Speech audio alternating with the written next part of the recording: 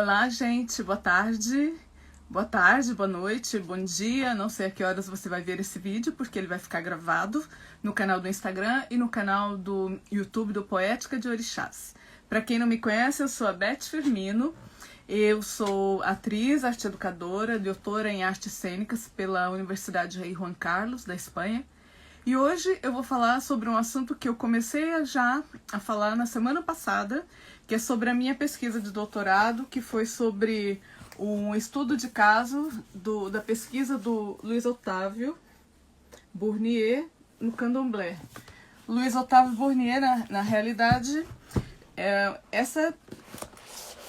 interessante dizer porque é uma pesquisa do Lume no Candomblé, porque o Luiz Otávio Bournier, ele foi fundador do Lume Teatro, e as pessoas mais jovens não conhecem, porque ele faleceu em 1995, mas eu que morei em Campinas de 85 a 95, então eu conheci o Luiz Otávio e conheci o Lume do Luiz Otávio, ou seja, desde o início, desde a formação do teatro, do Lume Teatro, né? E a minha pesquisa de doutorado é sobre uma parte da história do Lume que não é praticamente conhecida, que é a pesquisa do Luiz Otávio Bournier, que foi realizada durante 7 anos no Candomblé da Mãe Dango, junto do ator Carlos Simeone.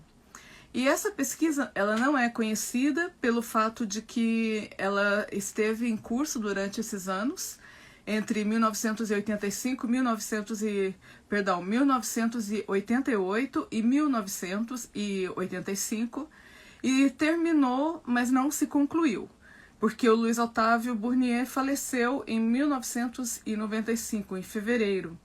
E ele, embora tivesse realizado essa pesquisa durante 7 anos, junto do ator Carlos Simeone, ele não chegou a concluí-la. E como não chegou a concluí-la, e o doutorado dele, ele priorizou o trabalho sobre as bases metodológicas do Lume, então ele concluiu o doutorado, mas ele deixou esse trabalho para ser concluído num pós-doutorado, inclusive porque ele ainda necessitava realizar outros estudos antes de configurar o método que ele pretendia, segundo me informou Carlos Simeone.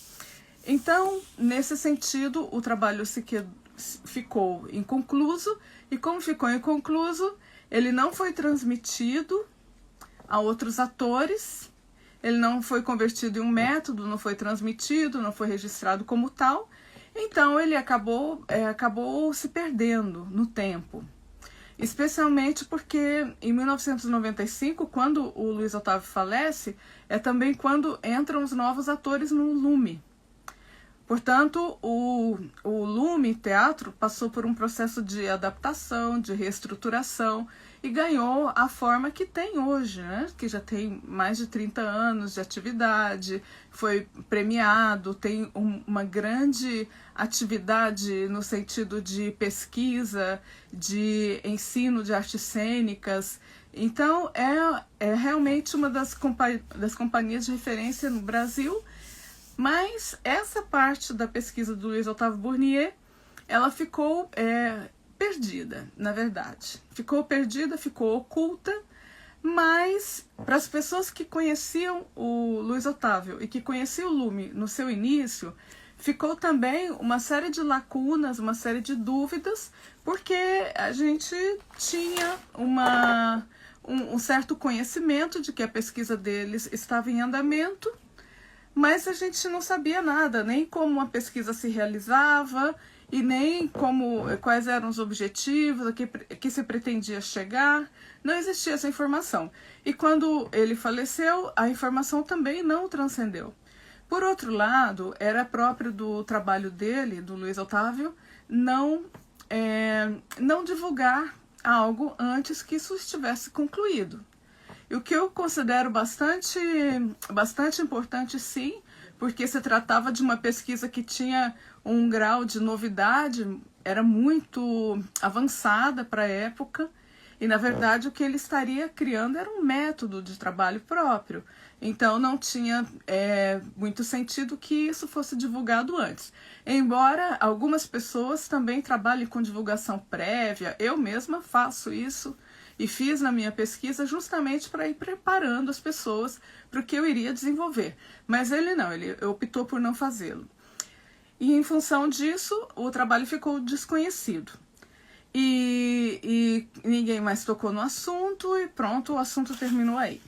Porém, ele tinha trabalhado com o Carlo Simeoni, que era o único ator que trabalhou com ele durante esse processo de pesquisa. Como eu comentei em outros vídeos, eu conhecia a ambos, porque eu morava em Campinas, então eu conhecia o Luiz Otávio, eu conhecia o Carlo Simeoni. E também pesquisei no candomblé na mesma época, mas outro candomblé, outra coisa completamente diferente. Trabalhos completamente independentes. E depois de anos, quando eu resolvi retomar a pesquisa, porque eu passei bastante tempo no candomblé, desde que eu me iniciei e fui seguindo com as minhas obrigações, muito mais dedicada a compreender aquele contexto, porque realmente eu tinha dificuldade, eu sentia que eram muitos elementos que eu não conseguia compreender com tanta rapidez, então eu senti necessidade dessa inversão nesse campo. E assim eu fiquei muito dedicada durante anos, né? Até mesmo em função de outras atividades que eu tive. Cheguei a viver 1 ano e meio numa casa que eu fui iniciada, na primeira casa, onde eu morava, eu trabalhava, eu contribuía com a comunidade, né? Eu cuidava das pessoas, eu aprendi muita coisa naquele período. Depois eu cheguei não a morar, mas a estar muito frequentemente dentro de uma casa em Campinas, mesmo depois de mudar para São Paulo. Então eu fui muito dedicada ao meu processo de aprendizado dentro do candomblé. E isso muitas vezes até me retirou um pouco do que eu fazia do teatro, das outras coisas. Tanto que essa atividade, a minha atividade como atriz e o meu trabalho de pesquisa foi retomar depois, já depois da minha obrigação de 7 anos, já quando eu tinha os meus ibás na minha casa, quando eu gozava já de uma certa independência, quando eu já tinha adquirido bastante conhecimento sobre os cultos. E aí, assim, já na universidade, que eu fui estudar já também bem depois, porque a minha formação foi de atriz e foi uma formação muito prática, né? Autodidata, com grupo, trabalhando com grupo. Assim eu me profissionalizei, obtive DRT e depois eu senti necessidade de estudar para retomar essa pesquisa e para tentar desenvolvê-la academicamente. E foi aí, nesse momento, quando eu tinha uma bolsa de iniciação científica da FAPESP, que eu entrei em contato com o Carlo Simeoni e o entrevistei. E assim, ele concordou em ser entrevistado, ele concordou em abrir esse tema comigo. Eu fui a primeira pessoa com quem esse tema foi aberto. E provavelmente a única. E por quê? Justamente pela minha trajetória. Pelo fato de eu ser uma pessoa de teatro, pelo fato de eu ser uma pessoa conhecida deles, e também pelo fato de eu ser uma pessoa iniciada que passou muitos anos dedicada ao candomblé.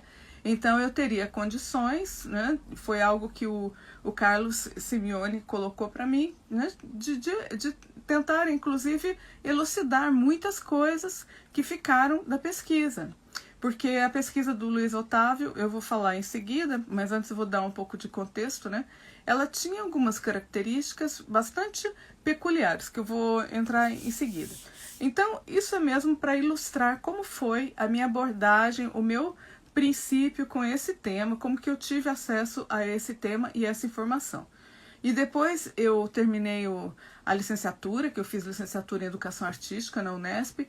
Eu não consegui levar esse projeto no mestrado no Brasil, porque talvez não, pelo menos no contexto que eu vivia, ele não foi aceito com muita facilidade. Parecia algo talvez muito difícil de trabalhar, muito estranho, não sei. Mas acabei vindo estudar na Espanha e aqui eu permaneço. E depois, por uma sugerência do Jean-Marie Pradier, eu retomei esse tema da pesquisa do Luiz Otávio Bournier na minha tese doutoral, que aí foi a base, né, da minha tese. Portanto, foi toda uma trajetória, né? E sim, eu trabalhei sobre isso. Mas eu moro em Madrid. E como eu moro em Madrid, eu não tenho muito contato com o Brasil, com as pessoas que estão aí. E eu senti que o meu trabalho não seria completo se eu não pudesse comunicar isso às pessoas. Porque um dos objetivos que tanto eu como Carlos Simeone tínhamos quando começamos a trabalhar sobre esse tema era justamente de dar a conhecer a pesquisa do Luiz Otávio. Porque é útil sim para outros atores, é útil para pesquisadores. E eu, como senti que eu fiz um trabalho de pesquisa em outro país, outro continente, que eu estava muito desvinculada disso, então eu senti como que eu não estava conseguindo cumprir com esse primeiro propósito, que era de dar a conhecer.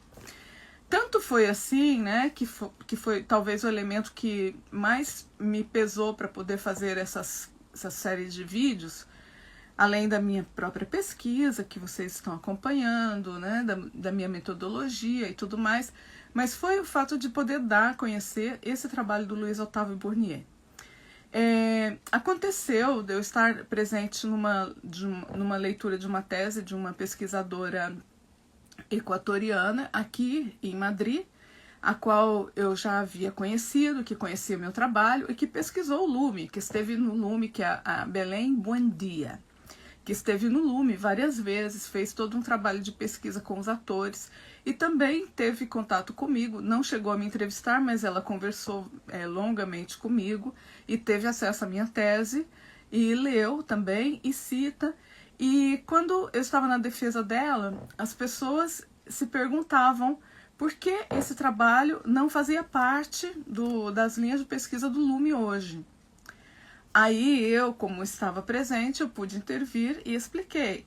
E é justamente o que eu explico agora para vocês. É que o Luiz Otávio ele não concluiu o método, então não houve um processo de transmissão aos atores.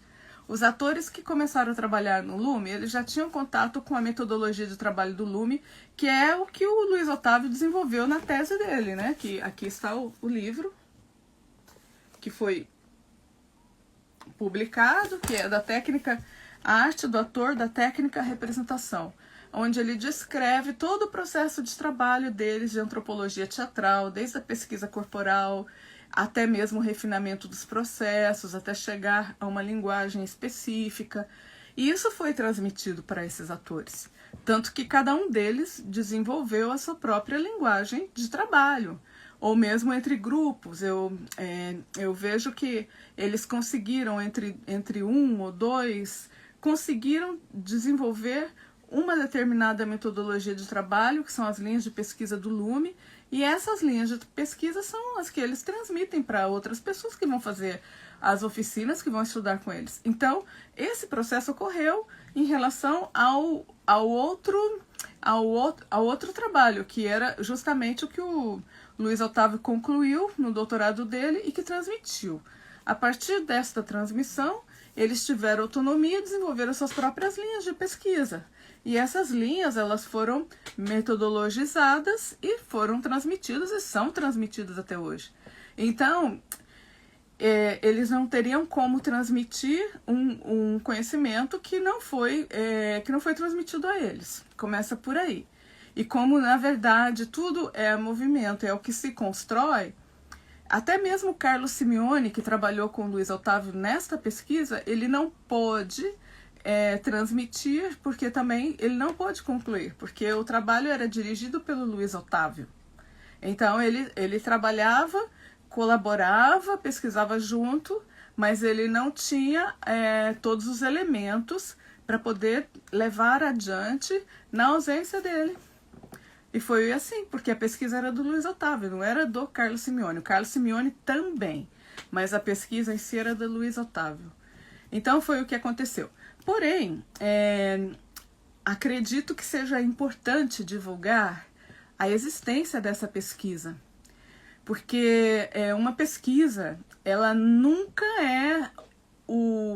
nenhuma pesquisa, por mais completa que seja, ela nunca será definitiva. Isso forma parte da própria essência da pesquisa, forma parte da essência da ciência, da metodologia científica. que todas as nossas pesquisas, elas servem de base para futuros pesquisadores.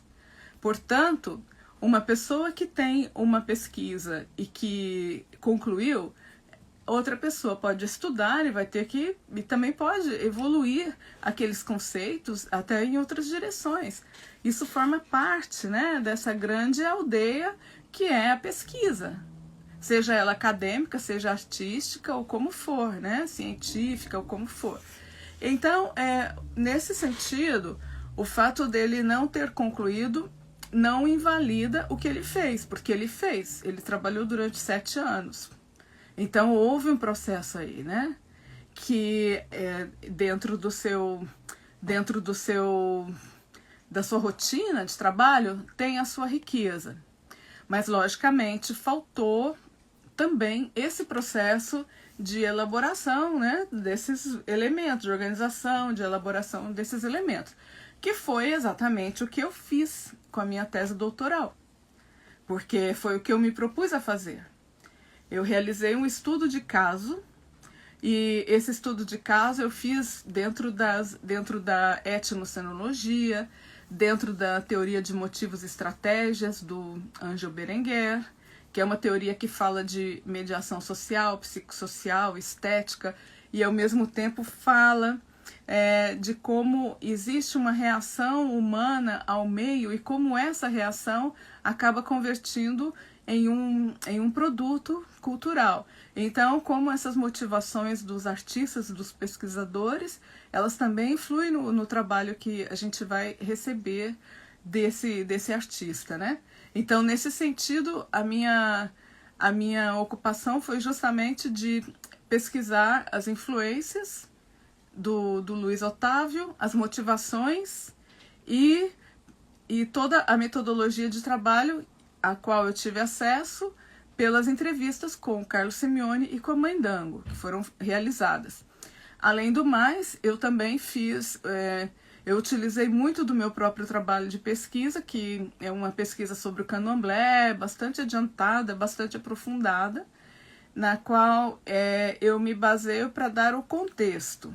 Pensando que... Por isso eu não vou falar tanto do candomblé, não, porque essa tese aqui, ela tem muitas páginas, porque ela consiste em muitos elementos. Então, por exemplo, tem uns elementos do candomblé que é para dar um contexto, partindo do princípio de que eu estudei, que eu fiz essa tese aqui na Espanha. Então, o candomblé não é tão conhecido, não é tão acessível como é no Brasil. Por isso, eu tive necessidade de explorar um pouco mais esses conhecimentos e de ampliá-los também. Por outro lado, a questão da antropologia teatral, que era a base de trabalho do Luiz Otávio Bournier, a relação com o Grotowski, eu também aprofundei aí e trabalhei também a questão dos conhecimentos que o Grotowski desenvolveu e que acabaram por influenciar não apenas o Luiz Otávio Bournier, mas também todas as pessoas que trabalharam com a antropologia teatral e mais dos estudos da performance, do Richard Chesney e tanta gente. O Grotowski teve muita influência. E essa influência, ela acaba até hoje presente nos trabalhos dos alunos dessas pessoas, né? Porque esses conhecimentos eles foram sendo transmitidos. Então se desenvolveram várias linhas de trabalho. É bem rico todo esse contexto em que isso tudo foi gestado. Então, eu procurei trazer isso. Por isso, a tese ela está disponível tanto na internet, na página web da Universidade Rei Juan Carlos. Eu vou deixar um link para quem quiser conhecer. Existe uma cópia também na Biblioteca do Lume, que foi destinada por mim, para que as pessoas também pudessem conhecer fisicamente, tivessem acesso. E está aí, está escrita em espanhol, por isso eu estou fazendo esse conteúdo todo em português, porque assim vocês vão poder ter acesso à informação em português, tá? Então é mais ou menos isso. Eu gostaria de aproveitar o tempo e dizer que a tese fica disponível, vocês podem ler, quem quiser aprofundar.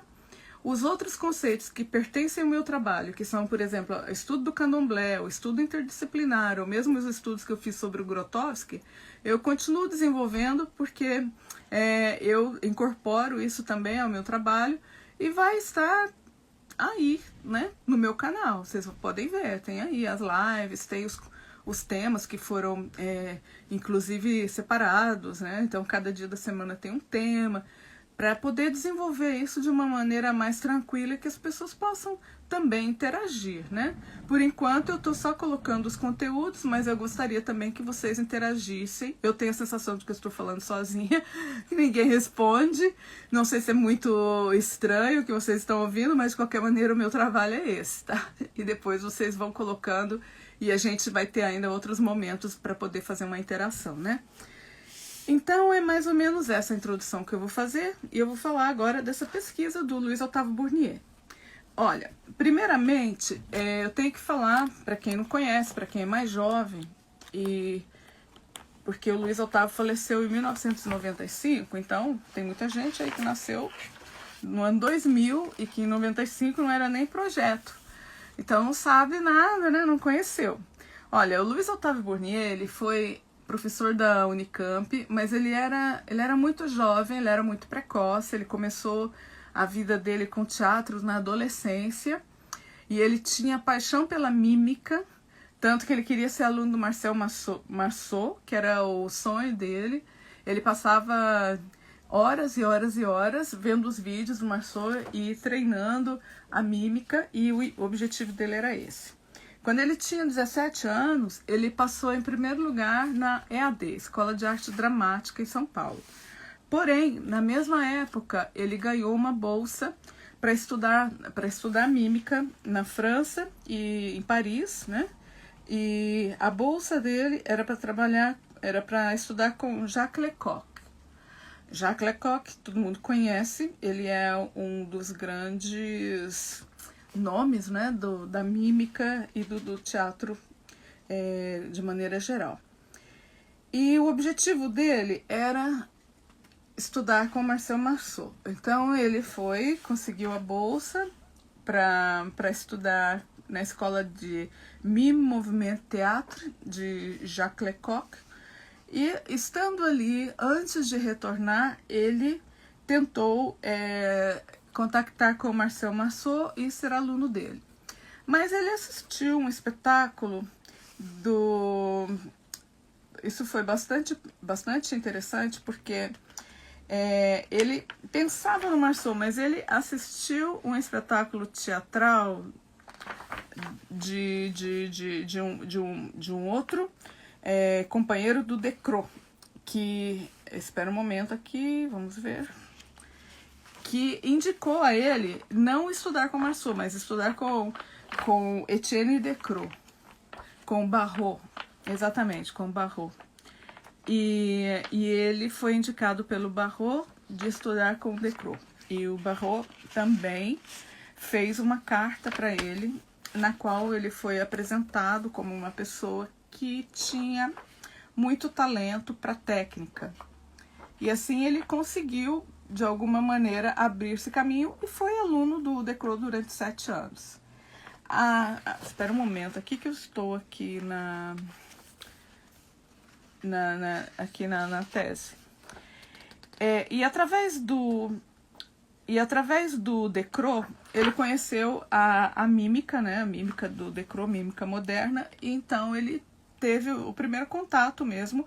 E além do mais, isso tudo aconteceu na década de 70. Então era um momento em que o Grotowski estava começando a sair da Polônia, ele já estava começando a fazer a fazer mesmo, né, a presença dele, a ter um pouco mais de presença na Europa. O Eugênio Barba já tinha formado o Odin, então foi um momento de muita efervescência cultural. E o Luiz Otávio também, nesse momento, ele foi aprovado na Sorbonne para estudar teatro, e ele esteve estudando durante muitos anos ali. Então ele teve toda a sua formação na França durante esse período. E retornou ao Brasil em mais ou menos 84, 83, 84. E quando ele retornou ao Brasil, já depois de 7 anos de estar em Paris, ele foi fazer oficinas de teatro, ter contato com todo o meio teatral da época, e foi quando ele conheceu o ator Carlos Simeone, que também era muito jovem, estavam todos aí começando. E o Carlos Simeone, ao princípio, não entendia muito o que o Luiz Otávio fazia, porque o trabalho dele era muito mais corporal do que poderia pensar, né? Que o Carlos queria, ele pensava no teatro de outra maneira. E aí ele viu aquele trabalho físico tão intenso do Luiz Otávio, ele quase desistiu de concluir o curso com ele. Mas aí não, ele ficou encantado e ele descobriu coisas que ele não imaginava, e ele foi para Campinas e procurou Luiz Otávio Burnier, e aí ele falou: eu quero ser o seu discípulo. E assim eles começaram a trabalhar juntos. E naquele momento ele já estava casado com a Denise, com a Denise Garcia, que é musicista e que era professora da Unicamp. Também, ambos foram professores da Unicamp, porque estava começando ali todo o processo de criação do Instituto de Artes Cênicas da Unicamp, porque não existia o Instituto de Artes, mas de Artes Cênicas não. Então foi quando ele se estabeleceu ali, e também estabeleceu a condição de criar um núcleo de pesquisa, que era o LUME. E foi assim que foi criado o LUME, em 1985, entre o Luiz Otávio Burnier, o Carlos Simeone e a Denise Garcia, que são os 3 fundadores do LUME Teatro. Na minha tese, eu não uso nem o nome de LUME Teatro, eu uso o Grupo LUME, porque, olha, o nome da minha tese é Luiz Otávio Burnier, El Grupo LUME e El Candomblé, 7 anos de investigação. 1988-1995. Eu uso o termo Grupo LUME porque eu quero me referir a esse LUME que foi anterior ao que a gente conhece hoje. Porque o LUME, ele é muito estável, então desde 95, quando entraram os atores, ele se estabilizou, e você vê que continuam os mesmos atores com pequenas variações. Então, uma pessoa que não conhecia antes o LUME, ela não tem ideia de como ele era no início, de como foi essa transição, né? Então, por isso eu chamo de Grupo LUME, porque era quando ainda não existiam os outros atores. Era o Carlos Simeone, e depois entrou o Ricardo, mas o Ricardo não participava dessa pesquisa. Bom, aqui, deixa eu ver aqui, eu estou procurando aqui se eu encontro... Bom, a princípio é isso. Eu creio que já deu um pouquinho de contexto aqui. Creio que Jean-Louis Barrault. Eu creio que já temos aqui um pouquinho de contexto para vocês verem como essa pesquisa começou. E agora, como ela começou assim, como começou o LUME em si, né? Porque a pesquisa começou depois, ela começou em 1985. Agora... a gente deve notar, né, que eu morei em Campinas nessa época, existia uma grande efervescência cultural, muito grande, né? Tínhamos muitos grupos de teatro, tinha grupo de teatro ali, porque antes do Departamento de Artes Cênicas, existia já um núcleo ali que foi criado por um grupo de teatro que chamava o pessoal do Vitor, que foram mais ou menos os iniciadores ali daquilo que depois se converteu no Departamento de Artes Cênicas. Então, existiam muitos cursos, muitas oficinas, existiam muitos atores, então existia um trabalho já de extensão ali, muito, muito forte. E esse trabalho de extensão, ele acabou gerando pessoas de teatro que participaram por ali, todos muito jovens, e que depois começaram também a se desenvolver fora dali, fora da Unicamp. Foi assim que eu conheci o Marcos Brito, que foi um diretor de teatro com o qual eu trabalhei, que também era jovem, ele saiu também desses grupos. Foi assim que passaram por ali também Erika Boldstein e tanta gente. Então, aquela região ali de Campinas, naquele momento, era uma efervescência cultural muito grande. E quando se formou o Departamento de Artes Cênicas, então é como que aquilo ganhou um upgrade, porque também teve um certo reconhecimento, então as coisas começaram a contar com mais recursos e começaram a acontecer mais coisas, né? E assim foi que em 1988, que está aqui, houve uma visita do... Foi em 1987, exatamente. Olha, em fevereiro de 87, por motivo da visita do Teatro Tascabili de Bérgamo, dirigido por Renzo Vescov, foi aí que eles conheceram o Candomblé, em 1987. Porque esse Teatro Tascabili foi a Campinas, eu não me lembro se foi um festival, se foi alguma coisa assim, porque também existia um festival de teatro internacional ali, existiam muitas coisas. Mas de alguma maneira eles estiveram ali e eles, quem recepcionou, quem se cerimoniou foi o Luiz Otávio Burnier, e eles pediram para conhecer um candomblé. E nesse momento, quando eles pediram para conhecer o candomblé, aí o Luiz Otávio se movimentou e foi procurar, né, na prefeitura, na Secretaria de Cultura, Secretaria de Turismo, que candomblé que eles poderiam ir para levar essa pessoa que queria conhecer um ritual. E aí a prefeitura indicou o candomblé da Mãe Dango. Mãe Dango, ela na realidade é em Hortolândia, ela mora em Hortolândia. Hortolândia é uma cidade que está a poucos quilômetros de Campinas. Para quem conhece, muito bem, mas para quem não conhece, Campinas é uma cidade que está a 100 quilômetros de São Paulo. É uma cidade relativamente grande, muito bem desenvolvida. E em torno a Campinas existem algumas cidades menores que estão muito próximas e que acabam se convertendo em um polo. E assim é Hortolândia, Sumaré, Americana está um pouco mais longe, é um pouco mais independente. Mas Hortolândia, Sumaré, são cidades que estão muito próximas e que acabam tendo um contato, um convívio constante com a cidade de Campinas, né? E então pertence até esse polo, né, da Grande Campinas.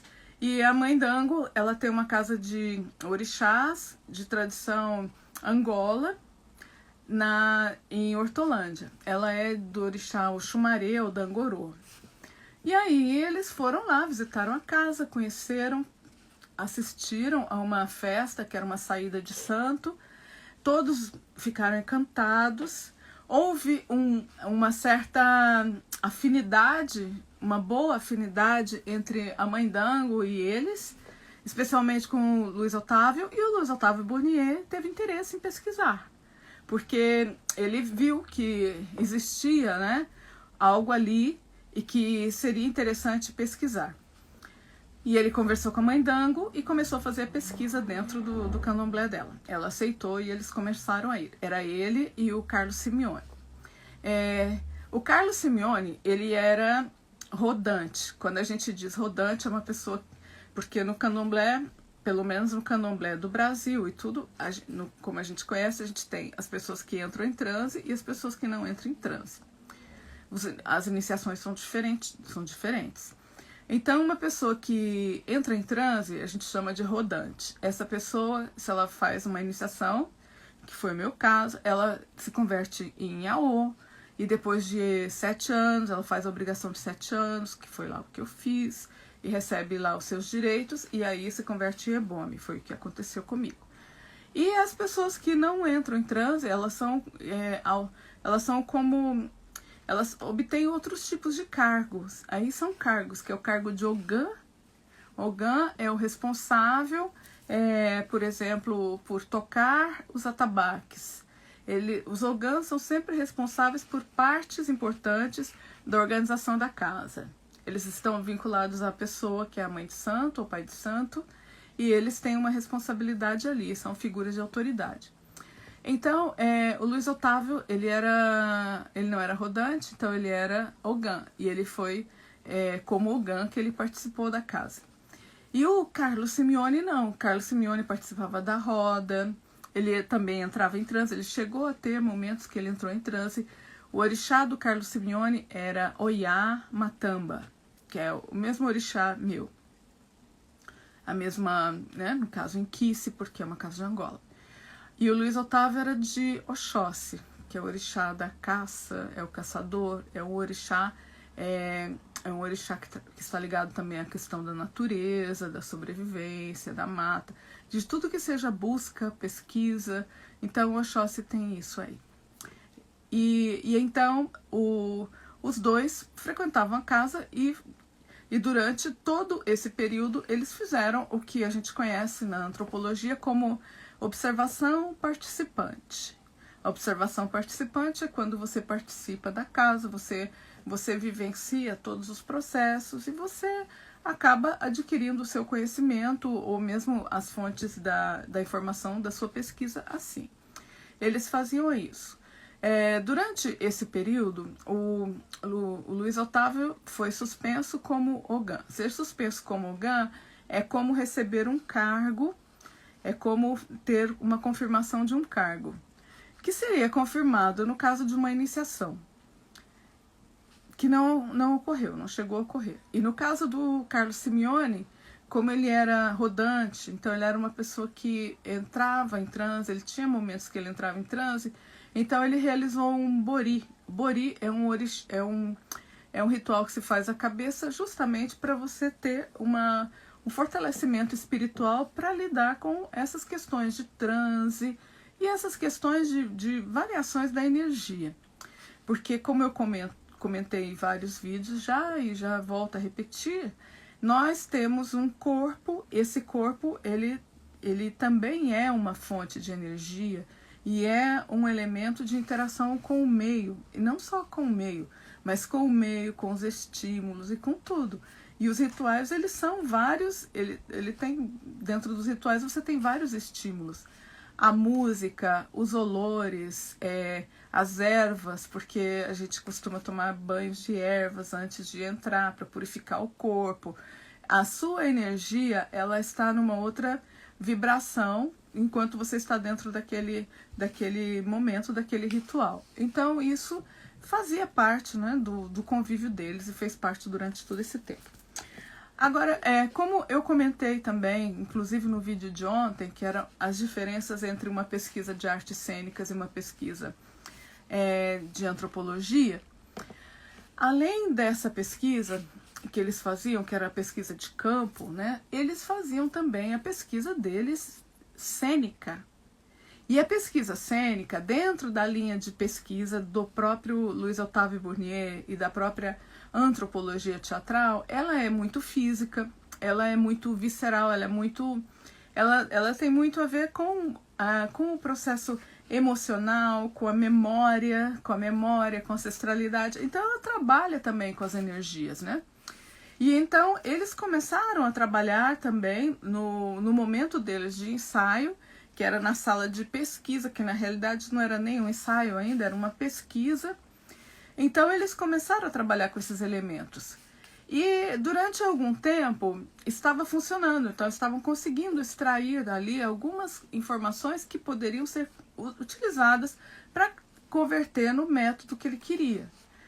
Mas houve uma variação durante esse período, porque o segundo orixá do Carlos era Oxóssi, que inclusive era o orixá do Luiz Otávio. Então, quando ele começou a experimentar as energias de Oxóssi, quando ele começou a trabalhar com essa questão do Oxóssi, alguma coisa mudou e ele já não conseguia mais realizar o trabalho. Ele não conseguia realizar aquela pesquisa naquele momento. Então, houve um bloqueio muito, muito evidente, né? Ele não conseguia controlar a própria energia em si, né? Da sua própria energia.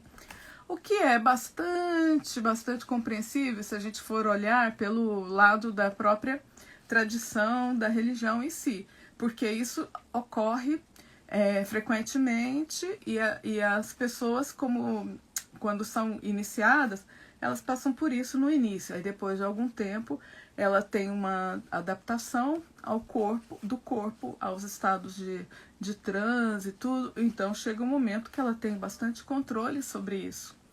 Mas isso não é assim no começo, porque no começo é um processo de aprendizado também, né? E aí está. Que foi aí que começaram a surgir as dúvidas e as questões. Porque a pesquisa deles estava indo num certo ritmo, mas chegou um momento que houve uma certa limitação, que houveram esses problemas e que foi impossível continuar. Além disso, ocorreu o fato de que dentro de tudo o que estava acontecendo, ele tinha que fazer o doutorado dele. O Luiz Otávio Burnier tinha que fazer o doutorado dele, porque como ele tinha estudado na França, ele tinha feito na França a licenciatura dele, depois ele voltou. Eu creio que ele fez também um mestrado na França, mas ele não tinha feito o doutorado. Então ele tinha que fazer o doutorado para poder receber todas as credenciais que ele necessitava para seguir na pesquisa dele e para chefiar mesmo o núcleo de pesquisa que ele tinha conseguido aprovar dentro da reitoria, que foi o LUME. Então, nesse momento, ele optou por se afastar durante 2 anos, que é para escrever a tese, para se organizar, e depois ele pretendia retornar. E assim foi. Ele concluiu o doutorado dele, só que quando ele concluiu, que foi em dezembro, em fevereiro ele já tinha em janeiro, né, ele já tinha sido beneficiado com a sede, que é a mesma sede que tem hoje o LUME. Ele conseguiu também 5 bolsistas, se não me engano, 5 bolsistas, que são os atores de hoje. Talvez tenha havido aí uma variação ou 2, mas é a maioria dos atores que estão ali hoje. Mas ele não conseguiu nem receber esses atores, porque ele faleceu em fevereiro. E ele faleceu de uma maneira repentina, porque ele teve uma hérnia de disco, foi hospitalizado e aí ele teve uma infecção generalizada e faleceu. Foi tudo muito rápido, tudo muito repentino, e o LUME já estava com a sede, já estava com os atores, e então eles tiveram que se reorganizar, se reestruturar para poder seguir com o trabalho. E seguiram até hoje, se organizaram, a universidade apoiou, houveram outros professores que apoiaram, um professor que ficou como responsável. Eles tiveram um trabalho enorme, mas eles conseguiram manter esse trabalho que foi iniciado pelo Luiz Otávio Burnier. Isso foi mantido. Mas a pesquisa, como eu comentei, essa pesquisa no candomblé, ela simplesmente desapareceu, porque ela não tinha como concluir, não tinha como alguém concluir algo que não sequer tinha sido concluído, e também não tinha como divulgar, não tinha como organizar, não tinha como estruturar, e o trabalho, creio que foi muito grande, né, de conseguir se reorganizar para manter o que eles tinham construído já. Então eu acho praticamente impossível que eles conseguissem fazer um trabalho de organização e de estruturação. Até porque, agora sim, entrando na parte do meu trabalho de estudo de caso, os problemas que ocorreram nessa pesquisa são problemas que podem ocorrer e que são problemas muito importantes que a gente reflita sobre eles, né? E aí, por exemplo, a questão da iniciação, que estava prevista ser realizada e que não houve nem tempo para isso. A questão de como levar um trabalho como esse. Então, são problemáticas que realmente nos ocupam e que tem que nos ocupar de alguma maneira, porque pode ocorrer, sim, que a gente tenha dificuldade. Para mim, o que é mais premente é a questão do tempo, porque eu acredito que se o Luiz Otávio tivesse tido tempo de vida, ele teria conseguido resolver esses problemas, porque foram problemas que ocorreram, mas são problemas que têm solução. E muitas dessas soluções, elas vêm com o tempo, e de alguma maneira eu acredito que ele estava assim, no caminho correto, quando ele primeiro estruturou o lume, criou uma base para que ele pudesse trabalhar com mais tranquilidade. Então eu acredito que ele iria conseguir trabalhar e levar esse projeto de pesquisa adiante e que pudesse chegar ao que ele pretendia fazer, que era o método dele. E, por outro lado, aí também a gente se coloca a questão da iniciação como necessária ou não, e a própria questão da vulnerabilidade, da nossa vulnerabilidade, né? Porque como atores a gente tem muito maior grau de exposição, porque o nosso corpo está ali. E não é somente o nosso corpo, é o nosso corpo, mas com todas as nossas energias, com todos os nossos processos de interação. E nós somos permeáveis a isso. Então, de alguma maneira, isso tudo passa também por nós.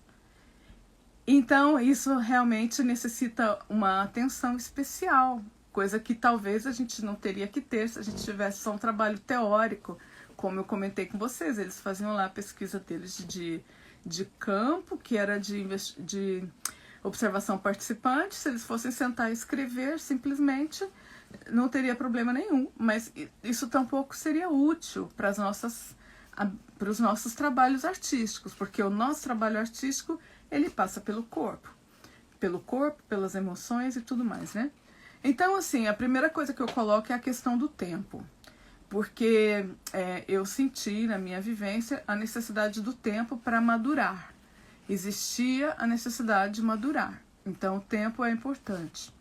E muitas vezes esse tempo ele não pode ser medido externamente. Além do tempo, a questão da iniciação, né? Que ele tinha previsto, o Carlos também tinha, e sempre existia a dúvida, né? Será que... Porque é uma coisa que você entre numa religião porque você tem um interesse religioso, você quer entrar nessa religião. Outra coisa é que você comece a fazer uma pesquisa e que de alguma maneira você tenha que fazer uma iniciação. Como que você se veja numa situação e que talvez você fala, não é? Eu acho que é uma coisa um pouco delicada. Porém, é e não é. Porque, como eu falo muitas vezes, este é um campo no qual você vai se encontrar com elementos próprios e que muitos desses elementos são desconhecidos para você mesmo. Para concluir isso, né, quem me deu essa resposta, porque eu tinha muita dúvida, o meu caso não é nem um caso, assim, que eu vou dizer, de exemplo, porque espontaneamente, eu senti necessidade de me iniciar. E não foi nem por um apelo religioso, foi por uma necessidade mesmo de conhecer algo que eu gostava, de vivenciar aquilo. Então eu senti essa necessidade. Agora, alguma pessoa, algum pesquisador pode ter alguma dúvida. Mas a questão é, quando você é um pesquisador, mas você ainda é um ser humano. E se você é um ser humano, você também tem algumas interações humanas que são normais, independente da sua profissão, né? Então é isso. Olha, essa pergunta, ela esteve me acompanhando durante muitos anos, porque era o maior questionamento do Luiz Otávio. E eu fui encontrar a resposta nessa exposição aqui. Essa exposição, ela se chama Maestros do Caos. Ela foi organizada por um antropólogo que se chama... Ela foi realizada no Museu Quai Branly e ela foi organizada por um antropólogo que se chama Bertrand Russell, um antropólogo francês que era professor de uma universidade francesa. Agora não me recordo qual. E aqui era uma exposição muito interessante porque ele reuniu objetos de xamanismo do mundo todo. E o título Maestros do Caos, ele tem um significado especial porque ele fala da teoria do caos. Então é um pouco de aproximação entre a antropologia e a física quântica. O Bertrand Russell não é o único, porque o Georges Balandier, eu posso deixar essas referências para vocês também. O Balandier também fala a mesma coisa, né? Então, ele também estudou a mesma coisa e mostra que muitas dessas figuras, elas também são teatrais, elas também são, como por exemplo, os bufões, são figuras que aparecem em várias culturas. E ele fez uma exposição assim, que você andava pela exposição, você falava, meu Deus, o que é isso, né? Porque era tudo muito, muito estranho, né? Muito forte. E também tinha uns vídeos com sacerdotes do mundo todo, xamãs do mundo todo. Inclusive tinha uma ou outra brasileira, mãe de santo, né? E o mais incrível é que ele entrevistava a pessoa e ele finalizava pedindo que a pessoa fizesse uma bendição para ele. Então todo mundo que via o vídeo também se sentia abençoado. Isso foi interessante. E aí tem um momento que ele fala da iniciação, que foi justamente o que me chamou mais atenção, porque era a pergunta que o Burnier fazia, né? E que até mesmo o Grotowski fazia, né? Que o Grotowski, como ele era mais debochado, ele falava que você podia... Só tinha duas maneiras de você adquirir esse conhecimento, se iniciando ou roubando. Impossível roubar, gente. Isso eu já posso garantir a vocês que é impossível. Porque a iniciação, ela não é... Você pode se iniciar um culto, mas esse culto ele só vai ter sentido se ele reverberar em você. Então, de alguma maneira, ele vai refletir algo que está dentro de você. E como você vai roubar o que é seu? Então, não tem sentido isso de roubar. Na verdade, não existe a possibilidade de roubar. A possibilidade que existe é de você ter contato com isso e conhecer e descobrir. E o processo de conhecimento, de descobrimento, ele não é grátis. Aí está a questão. E aí quando esse antropólogo fala da questão da iniciação, que ele estudou vários tipos de xamanismos, né? Então ele fala que um xamã, quando ele vai ser iniciado, ele tem que passar por um processo de iniciação. E o processo de iniciação, ele é uma prova. Ele não é só um processo formal, ele é uma prova. E aí significa que o xamã, essa pessoa, ele vai ter o contato, primeiramente, com o seu próprio caos. Por isso o nome da exposição é Maestros do Caos. E que ele precisa dominar o próprio caos. E é por isso que se faz a iniciação. É para isso que serve a iniciação. É para dominar o próprio caos. O que significa que uma pessoa, quando está num processo de iniciação, e isso eu estou de acordo com ele, porque eu sou iniciada e eu sei disso, todas as nossas questões, né, tudo o que a gente tem ali de mais desconexo e complexo começa a emergir. E de alguma maneira você acaba resolvendo isso. No meu caso, eu comentei com vocês que foi uma questão de uma depressão que eu consegui resolver antes mesmo da minha iniciação. Mas antes de conseguir resolver isso, eu tinha uma sensação de que existia uma pressão em mim, interna. Era como se eu tivesse... como se você está dentro de um lugar onde a água vai subindo e chega um momento que você já fica sem ar. Então eu sentia que eu estava chegando naquele momento que eu ficaria sem ar. Mas eu consegui me trabalhar e consegui resolver. E foi ótimo, porque foi como receber o antídoto antes do veneno. Porque, lógico, depois disso a minha vida continuou igual, com dificuldades iguais, ou piores, ou melhores, não importa. Mas, de qualquer maneira, a minha maneira de abordá-las foi outra. Então, eu, de alguma forma, consegui lidar com o meu próprio caos.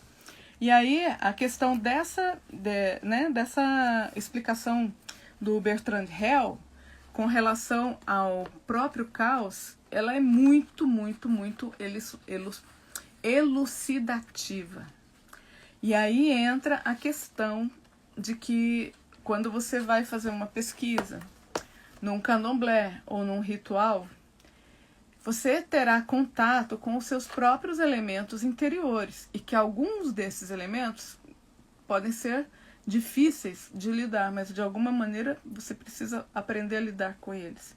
E aí é a questão do xamanismo, que ele coloca que a partir do momento que uma pessoa é capaz de lidar com o próprio caos, ela também pode lidar com o caos do outro. E é por isso que um xamã é uma pessoa dedicada à cura. Porque, em primeiro lugar, ele curou a si mesmo. Mas para curar a si mesmo, ele passa por essa prova iniciática, que é aí o domínio do próprio caos. Então é isso. E quando você vai pesquisar num candomblé ou em outra religião, você não vai contar com elementos que são externos a você, mas coisas que são suas, particulares. E de alguma maneira, isso acaba emergindo e talvez em momentos que você não esteja preparado para isso. Talvez em momentos que você tenha outras prioridades, momentos que você não tenha aquela atenção àquilo. Então, por isso, eu como pesquisadora, e pesquisadora das artes cênicas e tudo, que fiz essa trajetória, eu procuro sempre abrir mesmo o caminho e alertar as pessoas para que elas percebam o quanto é importante esse grau de sensibilidade e esse grau de abertura e esse tempo, não é? Dar-se o tempo, saber que você tem que ter aquele tempo, que é um tempo seu, não é? Que além de ser um artista, além de ser um pesquisador, além de ser um acadêmico, você também é um ser humano. Você é um ser humano que chegou até ali e, querendo ou não, aquilo aconteceu aconteceu na sua vida, de que isso de alguma maneira te mexesse com você e que você tivesse que tomar também algumas atitudes e realizar algumas transformações. E olhando na tese do Luiz Otávio, eu não vou terminar esse tema hoje não, que na semana que vem eu vou querer falar mais, que eu não entrei na outra parte, que é a parte da pesquisa mais teórica, né, as influências dele, tudo que eu quero colocar também. Mas hoje eu vou colocar mais essa parte sensível, que é o que realmente chama atenção, né? Porque é o componente mais emocional, que é mais difícil mesmo de abordar. Então, assim, ele falava mesmo na tese dele que se ele pudesse nascer de novo, ele queria nascer de novo, queria continuar isso, ele queria viver isso, ele queria começar isso. Então, talvez ele não tenha tido tempo de vida, não tenha tido o tempo necessário para poder realizar esse trabalho. Mas o que ele fez, muito ou pouco, é algo que é útil e que é importante para outros atores, para outros pesquisadores, para pessoas que queiram pesquisar com verdade, com a verdade que propõe a antropologia teatral, a verdade que propõe a etnocenologia, mas muito mais a antropologia teatral, que é uma linha de pesquisa muito própria e muito visceral. Então, qualquer um que queira realmente trabalhar com a verdade e que queira buscar, tem que ter consciência de que muitas vezes vai se encontrar com coisas que não sabe como resolver e que vai ter que encontrar soluções, vai ter que buscar soluções. E talvez até mesmo se iniciar, se for esse o caso. Então é uma questão que realmente a gente deve considerar. Talvez você não passe por nada disso, talvez isso não aconteça com você, mas se acontecer, não estranhe, porque pode acontecer, né? Isso. E assim, e para concluir hoje, eu gostaria de falar de uma coisa que me emocionou muito, muito mesmo, né? Que foi quando eu fui na leitura da tese da Belém Bom Dia, e que teve uma ótima nota, ela conseguiu a nota máxima e tudo, o trabalho dela foi bem aceito. E eu fiquei emocionada, né? Porque as pessoas quiseram saber, tiveram muito interesse por esse trabalho do Luiz Otávio, e aquilo era como se tivesse ficado sem voz, né? Então eu fiquei muito emocionada de poder falar sobre isso e de poder dizer que realmente ocorreu e tudo e que não houve muito... que não houve muita possibilidade de que isso tivesse, né? Tivesse uma divulgação, e aí eu, como sempre, meio desorientada quando eu saio dessas coisas assim, como aconteceu quando eu estava em Paris, e que eu saí desorientada também, entrei no metrô, peguei a linha errada. Aí encontrei um jornal que falava que se descobriu que existia uma bactéria que estava ligada à hérnia de disco, que muitas pessoas que tinham hérnia de disco tinham poderiam ter uma sepsia por causa dessa bactéria. Me remeteu diretamente ao que aconteceu com o Luiz Otávio. E aí, quando eu saí também meio confusa, aí tava uma pessoa com o telefone e começou a tocar essa música aqui. Olha.